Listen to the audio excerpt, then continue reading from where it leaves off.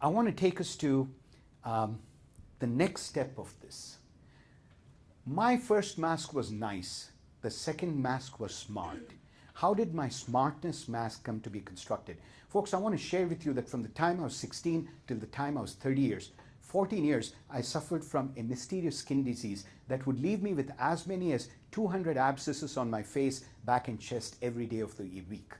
Imagine, I've looked completely disfigured. People would actually keep looking at me a second and third time because they couldn't tell what shape my face had assumed. There were days when I would have abscesses the size of ping pong balls, marbles, studded all over the place. And these abscesses would be bursting at different points in the day. So blood and pus would be gushing down my face all day. I used to be carrying paper towels dabbing my face. It used to be hard to keep in pace with these, little explosions all the time. My shirt used to look drenched like I had been stabbed or something, drenched in pus and blood. Those 14 years were extremely painful years. As I grew into puberty, I became aware that I was heterosexual in my orientation, which meant that I wanted to be sexually attractive to women my age. But with a face that looked so abysmally unattractive, I never thought anybody would find me attractive. So what did I do? I decided to go about being a very sweet and nice person, because that's what my childhood had taught me. When you're sweet and nice, people will be sweet and nice to you.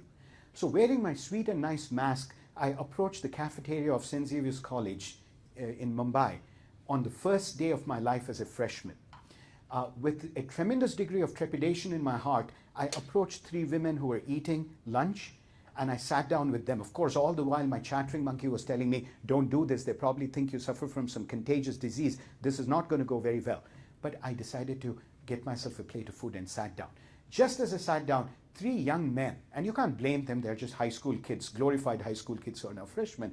They ran over to these women and screamed at the top of their voice, "Why are you wasting your time with this dude? Can't you see that he has STDs and venereal diseases even on his face and nose?" In that moment, my world collapsed again. And they said it so audibly that people in the cafeteria started laughing nervously. So all of a sudden, I had been socially humiliated. Folks, I want you to look for an experience that you've had of deep and intense social humiliation, where you felt completely worthless, where you thought your best friends would stand by you. And usually this is during your teenage years when social acceptance is very important, especially on the part of your peer group. Something strange happens, like your best friend doesn't invite you to her birthday party and you feel totally humiliated. Or some of your best friends take a shit on your head and you're humiliated, right? You feel like an outcast. At those times, again, you are thrown back to the original existential angst. How do I become more lovable? And then you devise a method. And the method that you devised is not conscious. Usually your unconscious mind will put together the response. It'll only be years later that you can connect the dots going backward. You probably could not see it going forward. So what happened with me was that I found myself spending an inordinate length of time in the library in the college, because that was a place where I could hide behind the pillars. I used to be so embarrassed of myself and my appearance. When I was walking on the street, there are days where I would actually crouch behind parked cars along the sidewalk and go for a mile because I didn't want to show my face to anybody. That was the level of shame that I was laboring under the burden of for that many years. And I studied a lot in the library because there was a convenient place where I could hide amongst the bookshelves. And then I would participate a lot in classroom discussions, to the point that I attracted the attention of the vice principal of the college, Father Marcia, who was a Spanish priest in India. And he called me and said, "Look, we know that you're struggling with your skin disease, but my faculty tells me that you are so well read on many topics, perhaps even more extensively than the faculty themselves. So we have decided to cut you a deal. We will exempt you from several of your undergraduate courses if you can be available to teach 50% of the course for the seniors. So you don't have to go to your intro to psychology course, come and teach the personality theory course for the seniors. And 50% of the course, the professor will sit at the back. We believe that you represent a rare level of pedagogic talent as a teacher, and we want to provide the context in which the seeds of this talent can germinate beautifully." Anthropology, political philosophy, I taught courses in areas that I had not even taken. When I was a student in the 3rd year of my undergraduate work, I was delivering doctoral seminars at the University of Bombay. I'm not trying to tell you to impress you how smart I am. Well, actually I am, but I'm pretending I'm not. I'm actually doing this to help you understand how intense was my anguish, that I had to do something that would be so ridiculously spectacular, over the top spectacular in my own eyes, to redeem my own self-esteem or sense of self-worth, I'd say. And that's what I did. Now, when some things work, it becomes a formula, it becomes a strategy. I started elevating it, escalating it. As an undergraduate student in the second year, I impersonated the identity of a famous professor from Boston University. Those were the days where internet was not there, so nobody could call me on my bluff. So I showed up at an international conference posing as Professor so-and-so from Boston University. And I took the microphone and made a very erudite speech. Everybody rose in standing ovation. Then I had the time of my life going into presentations and asking the most complex, convoluted questions. People would flee, shitting bricks, saying, we got to watch for that Boston University professor. If he comes into your session, he's going to embarrass you. This is the way my abject sense of powerlessness was now instantly transmuted to a sense of intellectual omnipotence. And I go to teach my class, and I see those 4 kids who said I had venereal diseases on my nose and face. Now I'm their teacher. And they think I'm teaching them, but have broken into mental karate. I'll come kick your ass now. Woo. It became a fixed way of being. And that was the way my second mask was smart. Why the hell did I become goofy? I was not up to that point. I was a fairly serious person, extremely well-read. And then I came to the University of Iowa at Iowa City. Folks, I know some of you are wondering, what is a foreigner like you doing in Cornfield, Iowa? How many of you had that question? Well, I have to tell you, Iowa City, Iowa is one of the most diverse cities in the United States. It's a university town. You're nodding like you know. I'm familiar with the area. You're familiar with the area? I'm not familiar with the city. But you're familiar with the area? Yeah. Iowa, yeah. Phenomenal place. Do you know that when I came to the US, Iowa City was the highest average IQ city in the US? It was the ultimate compensation for a child who had been thought of as being mentally retarded, that now he finds himself in the city which is ranked as the highest average IQ city in the US. But when I showed up, the faculty looked at my credentials and they said, well, you know, we want you to teach some pretty big classes here, because by then I had been a manager of one of the largest soap factories in the world for Unilever. Now, actually, my resume said I managed the soap factory. Truth be told, I had horribly mismanaged it. But resumes don't tell the truth. They don't say mismanaged the largest soap factory in the world. Here I am at the University of Iowa. So I said, okay, I'll teach some classes. They said, we'll give you a tuition waiver and living expenses. I said, wonderful, let me take that. Here, but you have to teach these 3 classes. I said, bring them on. They said, this class has about 300 students. I said, 300 students? Why 300 students? Folks, I had not yet set foot in an American classroom. At that point, I still had a thick Indian accent. And here I was being asked to teach a class with 300 students. How many of you, if you were in my position, would be shitting bricks? And the beauty of the English language is it has 2 idioms that sound totally opposite to each other, but they designate the same state of trepidation. I was so scared of teaching 300 student classes that I was shitting humongous bricks, and I was scared shitless, which meant that I had lost my ability to make an average size deposit anymore. The pendulum had to go from one extreme to the other. Okay, so here I am, scared. So somebody said, don't worry, you can watch television and you can acquire, understand the culture. I said, fine, but nobody cautioned me what TV programs to avoid. Because American television has a range of programs that you don't want to be modeling yourself after. How many of you would agree? Luckily, and my brother here bought me a TV, which had only one channel that was working at that time. I plonked it in my living room, and I would prepare, bust my hairy Indian ass all day and show up at 11 o'clock and start eating dinner and watching television, taking copious notes on how I'm going to deal with my classes. Thankfully, the channel that it was on was not the Howard Stern show, because I would have been fired the very next day. Thankfully, it was David Letterman. But I had no distinction for comedy. I was not laughing when I was watching David Letterman. I was thinking, this is how Americans lead their lives in everyday situations. I thought this is the way Americans interact. And I was actually taking notes. Okay, this is what you do. You pick up your tie and you stir your coffee, the sugar in your coffee, okay. You know, because I didn't see these as necessarily as comedic acts. So I modeled my whole undergraduate course after The Late Show with David Letterman. The first day I showed up with a kiddie pool, stood in the kiddie pool, 20 cartons of buttermilk. And I said, we Indians love buttermilk. It's called lassi. So while I teach, I want you to open up these cartons of buttermilk and empty them on my head. Because I am very homesick, my friends. And if you put the buttermilk on my head, I will feel a little loved in America. Okay? Please do this, my children. They went crazy, emptying buttermilk on my head while I taught Intro to Management. Now, folks, once you start some shit like that, you got to keep it up. It is a lesson that has repeatedly knocked on my doorstep. It knocked on my doorstep even when I did the smart thing. You know, for example, you remember I told you my second mask was smartness, trying to be smart? I want to tell you that before I joined Baldwin Wallace, I applied for a job at the World Bank. The job description was you're responsible for designing workshops for finance ministers of that many countries on macroeconomic planning.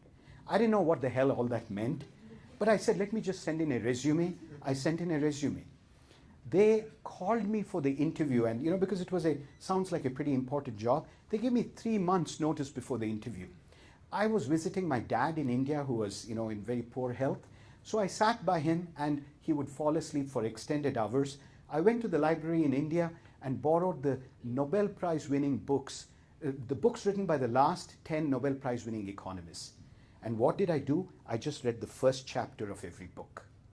So when I was called for my interview at the bank, I had a dozen books under my arms.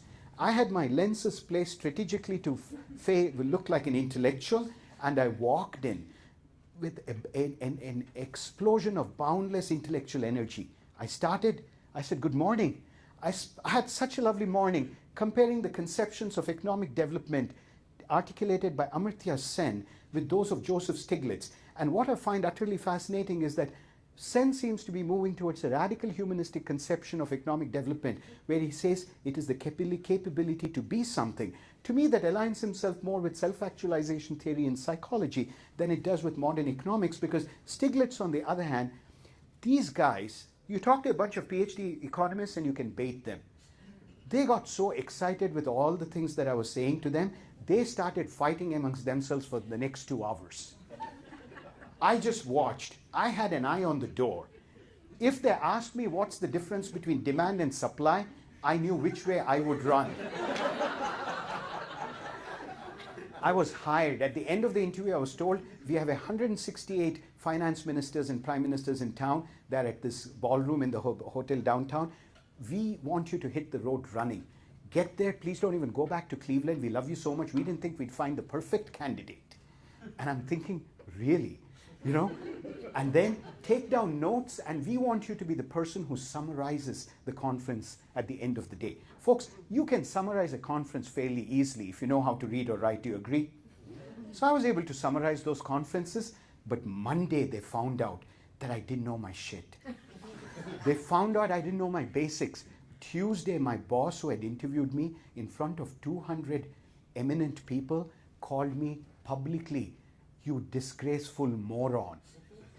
Every day I was yelled at and humiliated publicly. Life had become very interesting. I said, I'm going to take it upon as a challenge to see if I can turn things around. I brought all the clothes from my apartment into my office. I never left the bank for 3 months, took showers in the basement of the bank with the security staff. I only ate in the cafeterias of the bank, which are inside the building, and only would cross the street to get Starbucks coffee. And that was my life. In 3 months, I turned it around. And my boss said, we can't believe this. When you came in, you knew nothing. Now we want to promote you. You're a full-time consultant at the World Bank, but we want you to become a program manager. I want you to be considered for this position. I said, no, I'm sorry, I'm in love. They said, we thought you're married. I said, yeah, but I interviewed with a place called Baldwin Wallace, and I've fallen in love.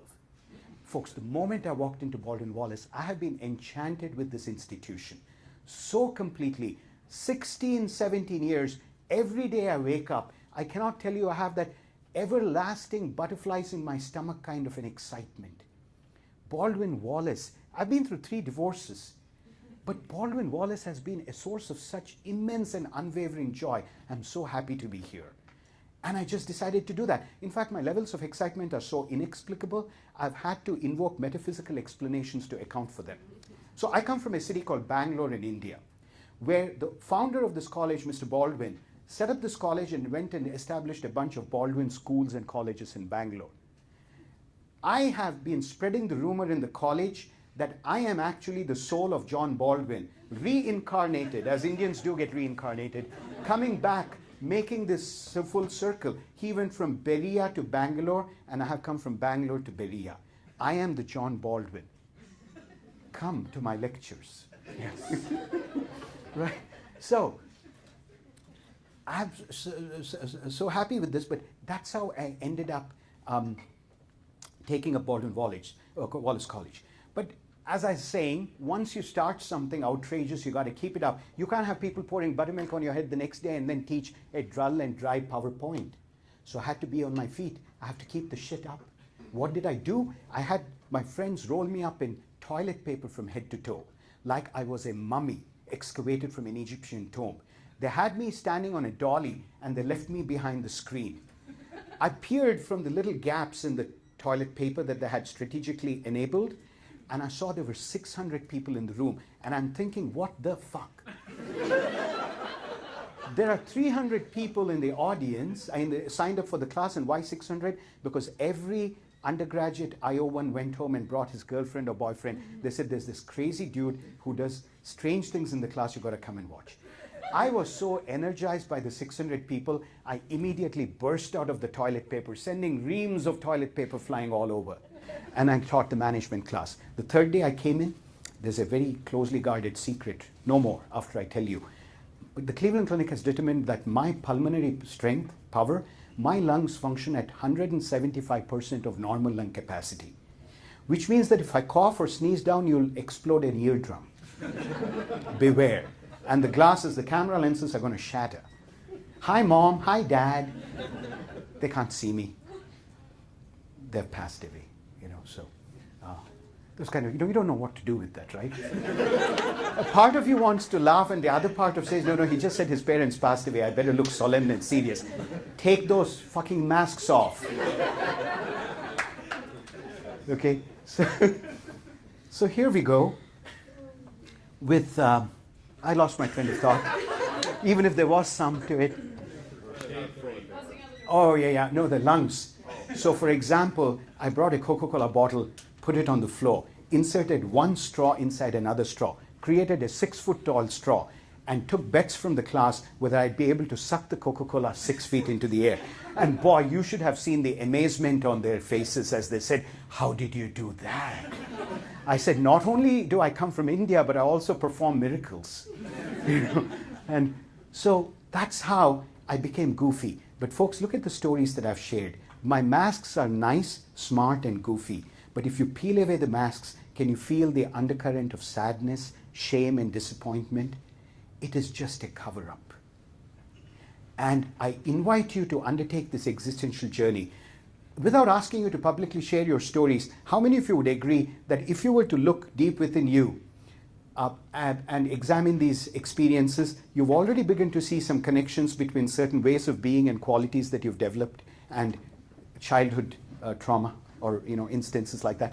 We are constantly developing these masks. Why should we even care? Now remember, this is an Eastern seminar in which we say, don't ever think you can throw away those masks. When I say I'm wearing masks, it doesn't mean that the masks are bad.